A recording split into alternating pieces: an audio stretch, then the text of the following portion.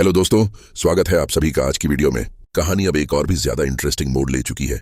अगर वीडियो पसंद आए तो लाइक और कमेंट जरूर करें, और हाँ, सिनेलिन केज को सब्सक्राइब करना बिल्कुल ना भूलें, क्योंकि आगे की कहानी होने वाली है और भी जबरदस्त। उसने सोचा, क्या इन पत्थरों का काम चीजों को उनके मूल रूप में लौटाना है? लेकिन तभी उसने देखा कि दूधिया सफेद पत्थरों के अंदर की गैस हिलने लगी और उनमें से चिपचिपा काला लिक्विड रिसने लगा।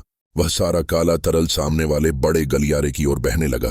लिनजिलुओ ने गुस्से में कहा, लगता है मैंने सही सोचा, ये सच में एक बाथ हाउस है। एक एक कर 23 बूंदें उस पानी में गिरीं और साफ पानी तुरंत काला हो गया। देखने में डरावना था, लेकिन उसकी वैल्यू और फायदा अप्रत्याशित थे। यह काला तरल हर एक बूंद बनने में 10 साल लेता है।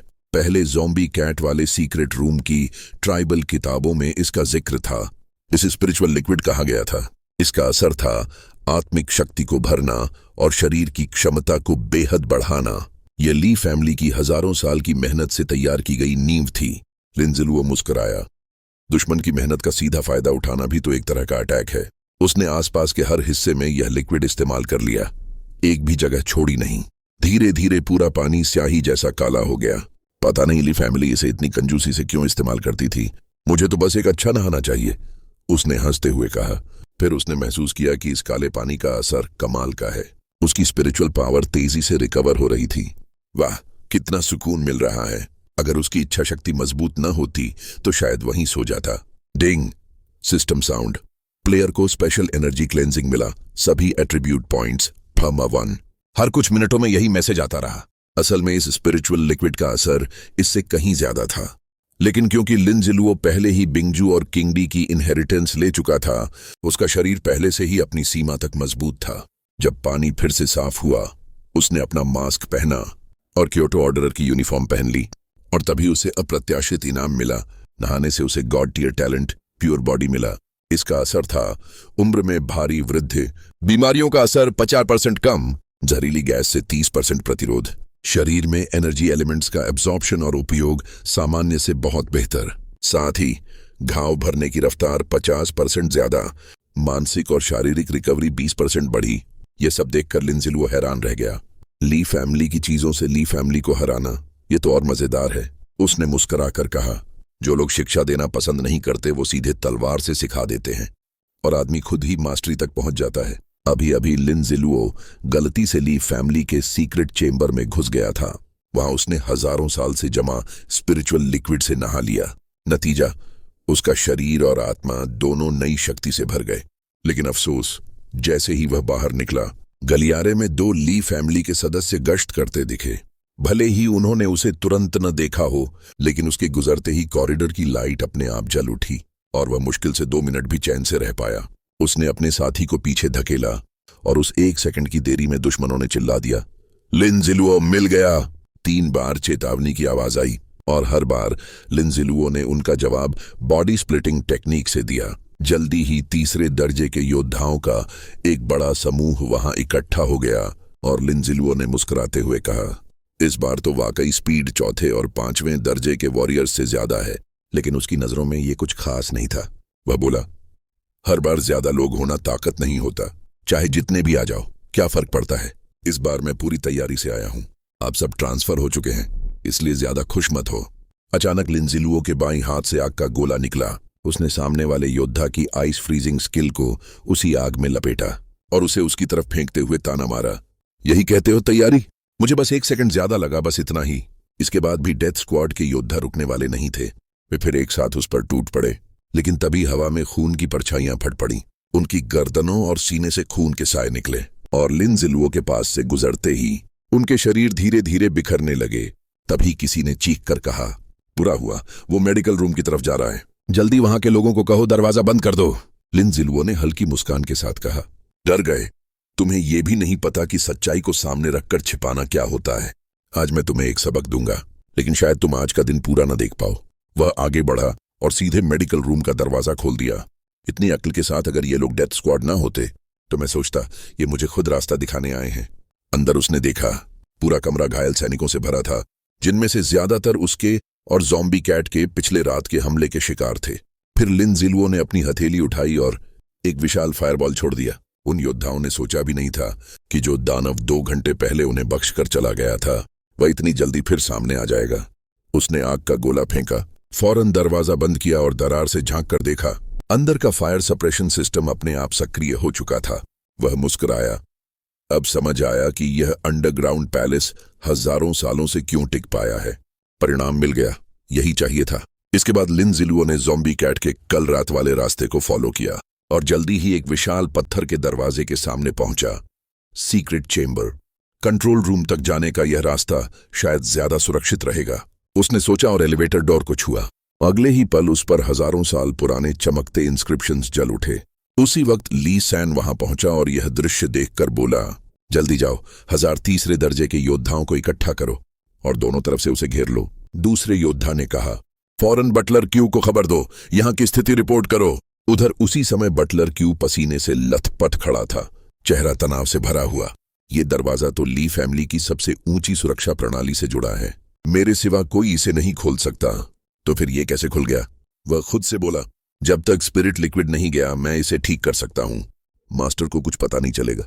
लेकिन अगले ही पल वह सन्न रह गया। लिया का 60 साल का स्पिरिट लिक्विड, सब खत्म। उसने चारों ओर देखा, 1000 साल की मेहनत सब बर्बाद। वह कांपते हुए जमीन पर घुटनों के बल बैठ गया। अब मैं मास्टर को क्या जवाब दूं?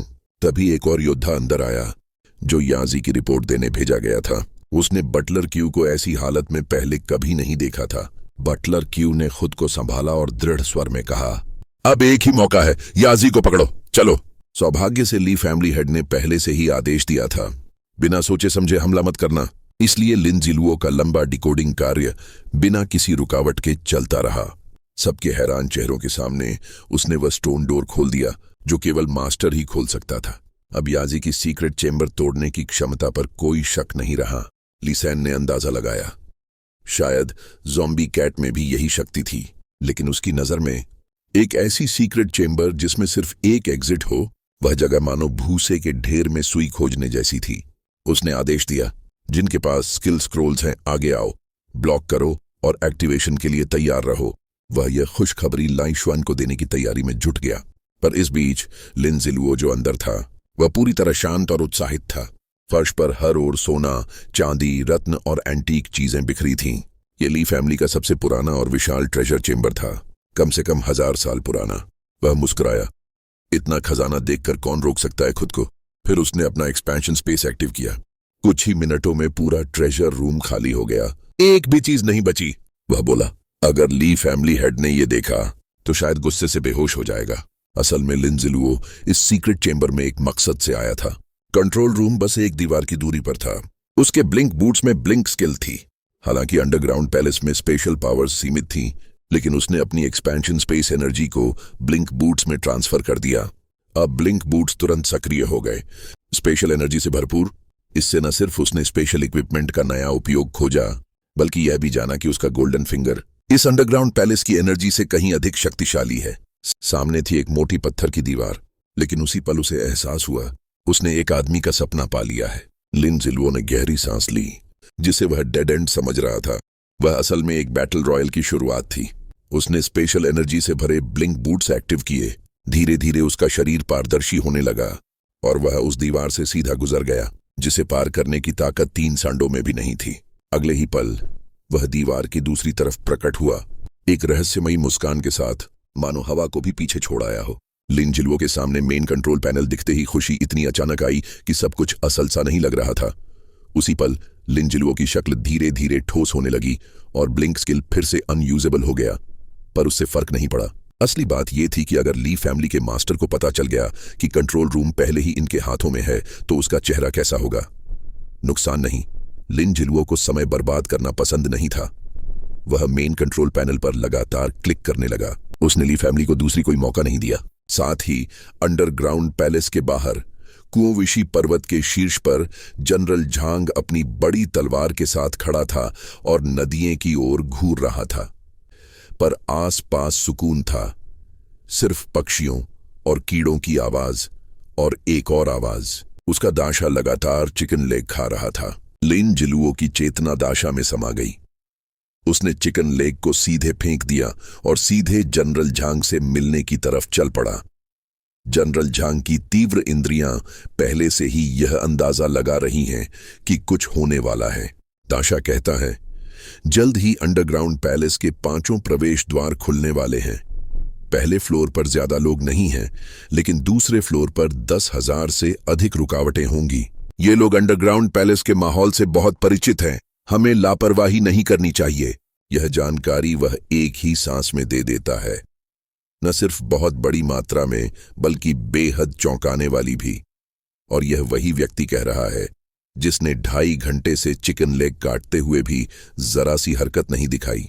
अगर कोई और कहता तो जनरल झांग शायद यकीन न करते, लेकिन यह उसका भाई दाशा है। फिर वह सैनिकों की तरफ मुड़कर कहता है, अब सीधे टकराव का समय है। ली फैमिली के गद्दारों से मुकाबला करेंगे। याद रखो, संख्या में हमारी बढ़त है, पर लापरवाही नहीं करनी। सभी एक साथ गरजते हैं, मारो मारो मारो। उसके बाद जनरल झांग ने पहले पंक्ति में तैनात होने के लिए व्यवस्थित किया। किनडेलियंस के 8 पुरुष जल्दी से बाकी 4 प्रवेश द्वारों की ओर गए। पीछे मुड़कर जाते लोगों को देखकर जनरल झांग खुद को रोक नहीं पाए और बोले, सावधान रहना। वे जो निकले थे, चेहरे पर जवानों वाली आत्मविश्वास भरी मुस्कान लिए हुए थे। फिक्र मत करो जनरल झांग, उन्होंने कहा। ठीक उसी क्षण जनरल झांग अचानक हैरान होकर सिर घुमाकर देखा। पानी की सतह पर 2 जगह पर हलचल सी दिखाई दे रही थी। शांत झील की सतह पर पानी अचानक डूब गया और भीतर से एक पत्थर का घर उभर आया। सालों पानी में डूबे रहने की वजह से वह पत्थर का घर पानी की वनस्पतियों और काई से ढका हुआ था। यह पत्थर का घर। अंडरग्राउंड पैलेस के वॉरियर्स जरा भी नहीं घबराए, बल्कि जब उन्होंने 5वें एग्जिट के खुलने की आवाज सुनी तो खुश होकर हंस पड़े। लगता है बाहर वाले गैदरिंग प्लेस से हमारे भाई वापस आ गए हैं। चलो उनसे मिलने चलते हैं। दाशा सबसे पहले चार्ज करने निकला। फिर जनरल झांग के कमांड पर सबने एक साथ कहा, सब भाई मेरे साथ चार्ज करो, सबको खत्म कर दो। कुछ ही पलों में जो बेखबर ली फैमिली के डेथ स्क्वाड अभी अभी खुश थे, वे सब वहीं धड़ाम हो गए। एक डेथ स्क्वाड मेंबर ने सिचुएशन बटलर क्यू को रिपोर्ट की, सिर 5 एंट्रेंस खुल चुकी हैं और सेफ जोन के कई सोल्जर्स अंदर घुस चुके हैं। हमारे निकलने के सारे रास्ते अब कट गए हैं। उसी टाइम कंट्रोल रूम में लिन जिलवो आराम से अपनी कलाई हिला रहा था। आखिरकार उसने अंडरग्राउंड पैलेस के सारे लॉक खोल दिए, सिर्फ फायर प्रिवेंशन और वाटर प्रूफिंग के छोड़कर। अब बारी थी उन अलग अलग सीक्रेट रूम्स की कंट्रोल परमिशंस की। जैसे ही लिन जिलवो ने मेन कंट्रोल पैनल पर टैप किया, हर सीक्रेट रूम कंट्रोल पैनल की प्रोटेक्टिव शील्ड्स खुल गईं। लेकिन एक एक करके सब कंट्रोल करना बड़ा काम था। उदाहरण के लिए वेपन्स स्टोरेज रूम, लिन जिलवो ने उसे पहले क्लोज किया और फिर दोबारा खोलकर पूरी तरह लॉक कर दिया। अगला था एक बहुत बड़ा और खाली फूड स्टोरेज रूम। अंदर कुछ रखा ही नहीं था तो उसे बस खोल दिया गया। क्या पता वो नसीब वाले ली फैमिली लोग अंदर छिपे हों। बॉडी सेपरेशन डिवाइस तो लॉक ही होगा और ये रफ लोग मेरे कीमती फॉरेस्ट्री एक्सट्रैक्टर को गलती से न तोड़ दें। इसी बीच एक छोटे रैंक का ली फैमिली डेथ स्क्वाड कप्तान चिल्लाया, क्या कर रहे हो? मैंने सही कोड डाला है, फिर भी मैकेनिज्म क्यों नहीं खुल रहा? सुबह जो लोग क्लिफ के चारों ओर घेराबंदी कर रहे थे, वे हथियार लेकर आए थे। हमारे ग्रुप के पास कुछ भी नहीं था। क्या हमें नंगे हाथ लड़ना पड़ेगा?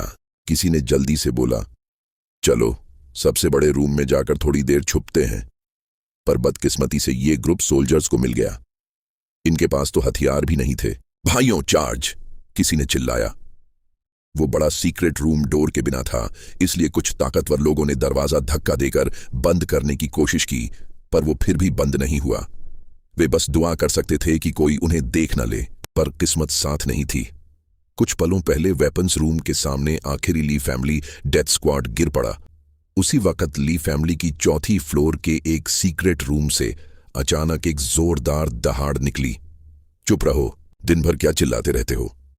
चारों तरफ दीवारों पर गंदी चीजें चिपकी हुई थीं। यहां ऐसे कई ज़ॉम्बी बंद पड़े हैं। बूढ़े आदमी ने मेज से सूखी सख्त मिट्टी का टुकड़ा उठाकर सीधे एक ज़ॉम्बी के मुंह में ठूंस दिया ताकि उसका मुंह बंद हो जाए। अगर तेरे अंदर ली फैमिली का ब्लड लाइन ना होता तो तेरे वोकल कॉर्ड्स में पहले ही निकाल देता। फिर वह कोने में बैठा वंग हाओ ज़ॉम्बी को देखकर संतोष से सिर हिलाया। वंग हाओ अभी भी उसकी सबसे परफेक्ट मास्टरपीस था। बूढ़े आदमी की आवाज रेत के कागज की रगड़ जैसी खर्राटेदार थी, लेकिन ठीक इसी पल जब वह और ज्यादा उत्तेजित होकर बोल रहा था, उसकी आवाज अचानक बंद हो गई। वह आदमी 260 साल जिंदा रहा था। आने वाले अपोकलिप्स के बारे में जानने के बाद उसने सीधे ज़ॉम्बीज को खून वाले बीफ खिलाए, क्योंकि वह अपने ली फैमिली की इनहेरिटेड नॉलेज से सबसे रहस्यमयी मेथड पर रिसर्च कर रहा था, दूसरे ज़ॉम्बी के अंग वांग के शरीर में ट्रांसप्लांट करना। उसने बेहतर तरीके से दूसरे ज़ॉम्बीज के टैलेंट्स इनहेरिट करने के लिए लाई हाविन का खून तक वांग के शरीर में मिला दिया था। उसकी नजर में वह सामने खड़ा ज़ॉम्बी किंग बने, सबसे गिफ्टेड ज़ॉम्बी, और उसने पहले ही उस ज़ॉम्बी की वोकल कॉर्ड्स निकाल दी थीं। वोकल कॉर्ड्स के बिना ज़ॉम्बी चुपके से मार सकता है और परफेक्ट असैसिन बन सकता है। बूढ़ा आदमी अब इस ज़ॉम्बी को एक कला के काम की तरह देख रहा था, पर ठीक उस निर्णायक क्षण पर जब यह पूरा होने वाला था, हाउसकीपर अभी तक नया ज़ॉम्बी टेस्ट सब्जेक्ट भेजकर नहीं आया था। ऐसा लगता है कि उसे खुद निकलना होगा कुछ ज़ॉम्बीज पकड़ने के लिए। वांग, परेशान मत हो, मैं तुम्हारे डैमेज्ड फेशियल नर्व्स ठीक कर रहा हूं। नहीं नहीं, ठंडा चेहरा डार्क किंग के टेम्परामेंट के लिए ज्यादा उपयुक्त है। अचानक बूढ़े आदमी ने महसूस किया कि अंडरग्राउंड पैलेस को प्रोटेक्ट करने वाली पावर धीरे धीरे घट रही है। इसका मतलब बिल्कुल यह था कि कोई आउटसाइडर अंदर घुस आया है। अपनी समझ के हिसाब से उस छोटे शख्स याजी की वह एंसेस्ट्रल प्रीसेप्ट्स तोड़ने की हिम्मत नहीं करेगा और अंडरग्राउंड पैलेस की प्रोटेक्टिव एनर्जी रिवोक नहीं करेगा। पर जो भी अंदर घुस सकता है वह गिफ्टेड होना चाहिए। यह तुम्हें ज़ॉम्बी में बदलने का अच्छा मौका होगा, फिर अंग हटाकर किंग पर इंस्टॉल कर दिए जाएंगे। इसके बाद बुजुर्ग अपनी ताकत पर पूरा भरोसा करते हुए अकेले दरवाजा खोल दिया। ली सैन भी उसी समय उस सीक्रेट रूम के एंट्रेंस पर वापस आ गया जहां याजी पहले गया था। इस वक्त डेथ स्क्वाड का एक मेंबर किनारे से रिपोर्ट लेकर आया। सर, ली सैन ठीक नहीं है, अंडरग्राउंड पैलेस की दूसरी फ्लोर गिरने वाली है। फिलहाल कुछ भाई हमें समय खरीद रहे हैं, कृपया निर्णय लें। यह सुनकर ली सैन का चेहरा बदल गया। उसने उम्मीद नहीं की थी कि चीजें इतनी जल्दी इतनी तेजी से बढ़ेंगी। कारण यह था कि वेपन स्टाइल गेट है। हमारे बहुत से भाइयों के पास तो हथियार भी नहीं है। 500 से ज्यादा स्काउट्स जो भेजे गए थे वे वापस नहीं आए, सब पॉइजन हो गए। कुछ लोग शोर करना जारी रखें ताकि याजी को लगे कि हम उसे अभी भी रोक रहे हैं। बाकी लोग तुरंत दूसरी फ्लोर के एंट्रेंस पर इंटरसेप्ट की व्यवस्था करो। किसी को नीचे आने मत दो, क्योंकि अटकलबाजी से मोराल टूटेगा। जब तक पेट्रियार्क नहीं मरता, हमारी ली फैमिली नहीं मरेगी। तुम जानते हो, बचे हुए कुछ लो लेवल ली फैमिली डेथ सोल्जर्स हैं। कुछ को स्क्रोल्स इस्तेमाल करना भी नहीं आता। चिंता मत करो, बस रखो, यही के निकलने का इंतजार करो। मेरे साथ आओ, मौका तब आएगा। इसी समय पत्थर का गेट चरमरा गया। जो पहले कसा हुआ था वह धीरे धीरे एक दरार बनाते हुए खुलने लगा। कुछ डेथ सोल्जर्स ने ध्यान से दरवाजे के अंदर हर चीज को घूरा। उनके दिल तेज धड़क रहे थे। लिंजिलुओ मुस्कुराते हुए बोला, बहुत समय बाद मिले हैं। बस अफसोस है, अभी मिले ही थे और अब हमेशा के लिए जुदा होना है। अगले ही पल तलवार की धार उन लोगों पर तेजी से बरसने लगी। वे लोग लिंजिलुओ के सामने इतने कमजोर थे कि खुद को बचा भी नहीं पाए। अरे, अगर मेरे पास पहले से देखने की ताकत नहीं होती और मैंने तुम्हारी चालें पहले ही न देख ली होती, तो आज शायद सच में तुम्हारे हाथों बेवकूफ बन जाता। तुम लोग जीतने से बस थोड़ा ही दूर थे। लेकिन अफसोस, इस दुनिया में अगर जैसी कोई चीज नहीं होती। उन सब में से सिर्फ 2 लोग ही बचकर भाग पाए। बाकियों का तो पूरा चैप्टर वहीं खत्म हो गया। लिंजिलुओ उनके पीछे नहीं गया। दूसरी तरफ सीन शिफ्ट होता है। वाइपर अंडरग्राउंड पैलेस, 4थी फ्लोर। लिंजिलुओ वहां पहुंच चुका था। वह नर्स और डॉक्टर को देख रहा था और उनकी बातों को चुपके से सुन रहा था। ली सैन ली फैमिली हेड को लेकर जा रहा था। तभी डॉक्टर ने कहा, पैट्रियार्क की अभी की तबीयत को देखते हुए अगर वो बिना सोचे बाहर गया तो कोई अनहोनी हो सकती है। ली सैन ने कहा, तो अब क्या किया जा सकता है? क्या तुम जाकर बाहर की सेना को रोकोगे? ली फैमिली हेड ने शांत होकर कहा, ठीक है, तुम सब मेरी वार्ड में जाओ और ऐसे दिखाओ जैसे मैं अभी भी वहीं हूं। ली सैन, तुम मुझे अपनी पीठ पर उठाकर ले चलो, नहीं तो मेरी गति तुम्हारे साथ नहीं चल पाएगी। और 4थी फ्लोर के तीसरे रास्ते से जाओ। तीसरी फ्लोर पहुंचने के बाद बस 2 लंबे गलियारे पार करने हैं, फिर तीसरी फ्लोर के चौथे रास्ते से निकल जाना। जी पैट्रियार्क। लिंजिलुओ इस समय एक कोने में चुपचाप छिपा हुआ था। उसकी नजरें एक शिकारी की तरह तेज थीं जो अपने शिकार पर झपटने से पहले उसे घूर रहा हो। और फिर वैसा ही हुआ जैसा उसने सोचा था। 9 लिविंग ब्लेड गलियारे के साथ उड़ता हुआ निकला और सीधा ली सैन के सामने खड़े डेथ सोल्जर को भेद गया। ली फैमिली हेड डर के मारे सिकुड़कर ली सैन की गर्दन के पास सिमट गया। नाइन लीविंग ब्लेड आदेश का पालन करते हुए तुरंत वापस उड़ा। जब वह फिर से लिन जिलुओ के हाथ में लौटा, कई ली फैमिली डेथ स्क्वाड के सदस्य जो मौत से नहीं डरते थे, ली सैन और ली फैमिली हेड के सामने दीवार बनकर खड़े हो गए। उन्होंने तुरंत अपने स्किल स्क्रॉल एक्टिवेट किए। सबसे आगे खड़े डेथ सोल्जर ने स्क्रॉल खोला। हल्के हरे रंग का एक टॉर्नेडो बनना शुरू हुआ। अब केवल बहुत कीमती और दुर्लभ स्क्रॉल ही लिन जिलुओ को नुकसान पहुंचा सकते थे, और इस बार ली फैमिली मानो पानी की तरह पैसा बहा रही थी। यहां तक कि जब जनरल झांग ने ज़ॉम्बीज से लड़ा था, उससे भी ज्यादा। लेकिन जैसे ही स्किल पूरी तरह एक्टिवेट हुई, उन्होंने देखा कि जिस जगह लिन जिलुओ होना चाहिए था वह वहां था ही नहीं। असंभव, वो गायब कैसे हो सकता है? ली सैन ने ठंडी आवाज में कहा। वो एक आफ्टर इमेज था। वो तभी निकल गया जब तुमने स्किल कास्ट की थी। सब लोग अपने स्क्रॉल तैयार रखो। जैसे ही उसकी लोकेशन दिखे तुरंत एक्टिवेट करो। हिचकिचाना मत, सब साथ में फेंको, बचाकर मत रखो। इस पर ली फैमिली हेड के दिल में डर भर गया था। सबसे डरावनी बात यही थी, वो दुश्मन जिसे तुम देख भी रहे हो और नहीं भी। जब कई डेथ सोल्जर्स सामने की तरफ बढ़ रहे थे, धीरे धीरे रास्ता स्कैन करते हुए अचानक एक डेथ सोल्जर ने पीछे मुड़कर देखा। पैट्रियार्क याजी, वो वापस आ गया। वो आ गया, किसी ने चिल्लाया। सभी तुरंत तनाव में आ गए। उसी वक्त उत्तर दिशा से एक फायर एरो आकर गिरा। तेज धमाके से कई ली फैमिली डेथ सोल्जर्स वहीं गिर पड़े। उनकी लड़ने की क्षमता खत्म हो गई। बाकी लोगों ने बिना देर किए ली सैन के पहले दिए गए आदेश के अनुसार अपने स्किल स्क्रॉल एक्टिवेट किए और उसी दिशा में फेंक दिए जहां से हमला आया था। पर जब धुआं छंटा, वहां कुछ नहीं था, बस एक दीवार। ना कोई दुश्मन, ना कोई आकृति, बस जमीन से उछलता हुआ एक छोटा सा फायरबॉल था। फिर अचानक ऊपर से एक फ्लेम स्वॉर्ड्समैन नीचे आया और उसने 9 फायरबॉल्स चारों तरफ फैला दिए। तुरंत एक डेथ सोल्जर ने स्किल स्क्रॉल खोला। जैसे ही स्वॉर्ड्समैन स्किल में फंसा, दृश्य वैसा ही लग रहा था जैसा पिछली बार हुआ था। बस इस बार उसमें एक अतिरिक्त ट्रैप भी शामिल था जो पहले से मैकेनिज्म के जरिए लगाया गया था। लगता था इस बार सब सीधे जाल में फंस गए थे। डेथ स्क्वाड के सदस्य डर से चारों ओर देखने लगे। कोई भी दिशा छूट न जाए, इसी डर से जमे हुए थे। और तभी पीछे से नर्क जैसी आवाज गूंजी। 9 लीविंग ब्लेड तेजी से घूमने लगी। मुझे ढूंढ रहे हो? अफसोस है, इतने सारे संकेत दिए फिर भी नहीं समझे। कितने निकम्मे हो तुम सब। जैसे ही जूलियो ब्लेड वापस लिन जिलुओ के हाथ में लौटी, एक आकृति विस्फोट के धुएं से बाहर उभरी। उसी पल पीछे से एक martial arts ice crystal skill उस पर लॉक हो गई। लेकिन लिन जिलुओ बस सामान्य चलते हुए कुछ हल्के डॉज के साथ बेहद मुश्किल कोण से उस आइस क्रिस्टल से निकल गया। तुम्हारी ली फैमिली के सैनिक वाकई मौत से नहीं डरते, पर स्किल स्क्रॉल सिर्फ तुम्हारे पास ही नहीं है। यह कहते हुए लिन जिलुओ ने भी अपना पसंदीदा वुडन थॉर्न असॉल्ट स्क्रॉल खोला। नीचे से निकले विशाल कांटेदार तने जैसे किसी अंधेरी दुनिया से आए हों, और उन्होंने एक साथ ली फैमिली के 10 से ज्यादा डेथ सोल्जर्स को काट डाला। इसी वक्त एक और सोल्जर ने अपने शरीर से उन कांटों को रोकने की कोशिश की और उसी स्क्रॉल का इस्तेमाल किया। दोनों स्क्रॉल की शक्ति बराबर थी, तो दोनों की टक्कर में ऊर्जा एक दूसरे को रद्द कर गई। लिन जिलुओ ने कंधे पर जूलियो टिकाए हुए इस भयानक दृश्य को देखा और अपनी मुट्ठी कस ली। सिर्फ कुछ सेकंड और जीने के लिए एक स्क्रॉल बर्बाद कर दिया। कहूं क्या तुम्हें, बेवकूफ हो या हिम्मती? उसके पैरों के नीचे से 2 हरे कांटेदार बेलें उग आईं। फिर भी उसका चेहरा बिल्कुल शांत था, यहां तक कि हल्की मुस्कान भी थी। उसके सामने खड़ा था ली फैमिली हेड। क्या हुआ याजी, अब भी सोचते हो मैं बेवकूफ हूं? वो आदमी जिसके पैर उन घिनौनी हरी बेलों में फंसे थे, फिर भी बच्चों जैसी हंसी हंस रहा था। उसकी आंखों में खून उतर आया और उसने ठंडी आवाज में कहा, तुम इसे चालाकी कहते हो?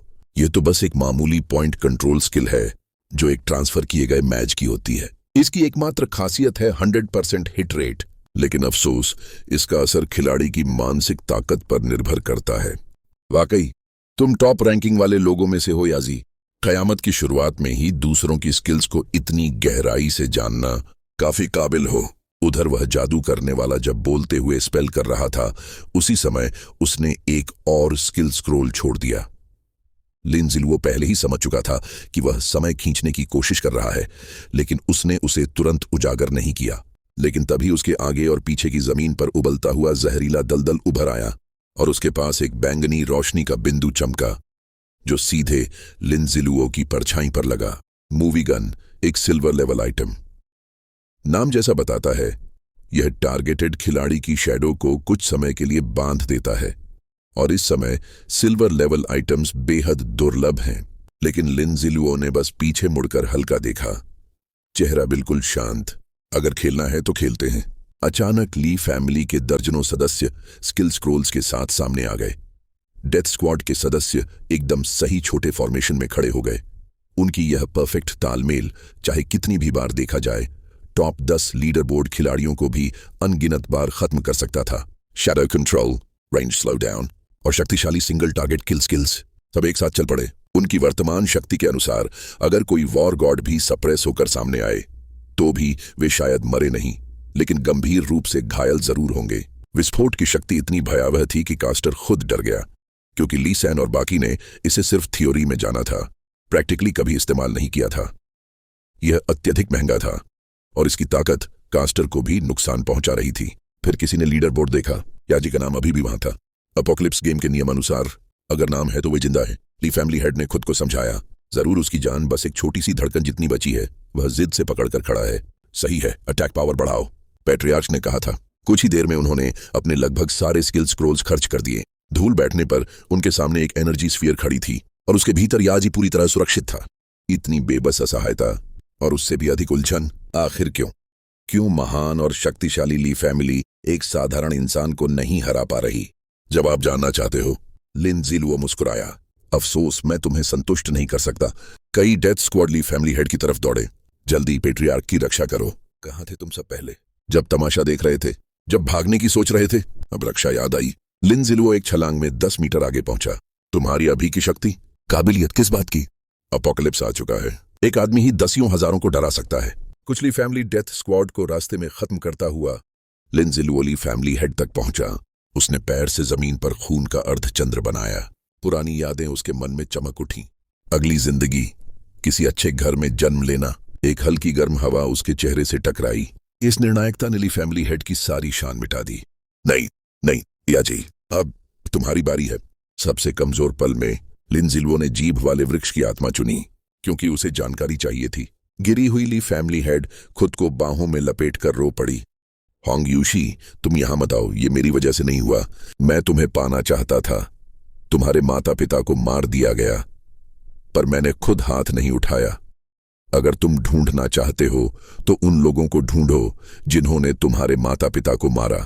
तान लियांगजून, तुम भी जिंदा हो, ये मुमकिन नहीं। मैंने ही तुम्हें मांस ग्राइंडर में फेंका था। किसने कहा तुमने मेरे ऊपर भाषण देने के वक्त मेरी कपड़े गंदा कर दी थी? रुको, तुम मेरी मांस पर चाकू क्यों चला रहे हो? जोंगयान, हाँ, तुम भी मेरे पास आ सकते हो।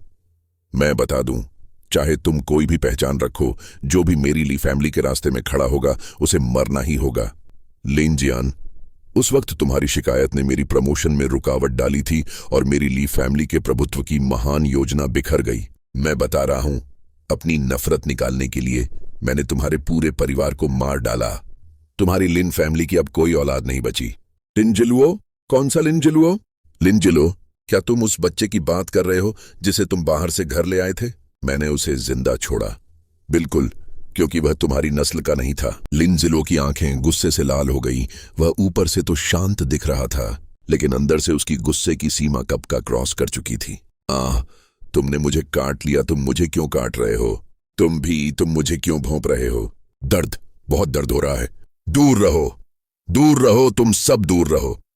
अगर मैंने तुम्हें मार दिया तो क्या हुआ? क्योंकि तुम सब मूर्ख थे। तुम्हारी तकनीक मेरी जैसी नहीं थी।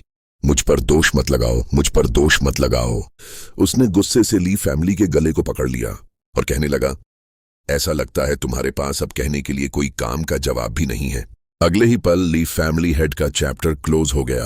क्या बदला लेने का यही एहसास होता है? यह आरामदायक है, लेकिन मुझे ऐसा लगता है कि कुछ कमी रह गई है। जैसे ही लिन ज़िलुओ मुड़ा, उसकी असैसिन इंट्यूशन सक्रिय हुई। 9 डिपार्चर्स ब्लेड एक झटके में बाहर। उस पर आग की परत। एक डिमोनिक मुस्कान आई, फिर चेहरा फिर से स्थिर, सतर्क। इस 1000 साल पुराने अंडरग्राउंड पैलेस में उसने चारों तरफ देखा।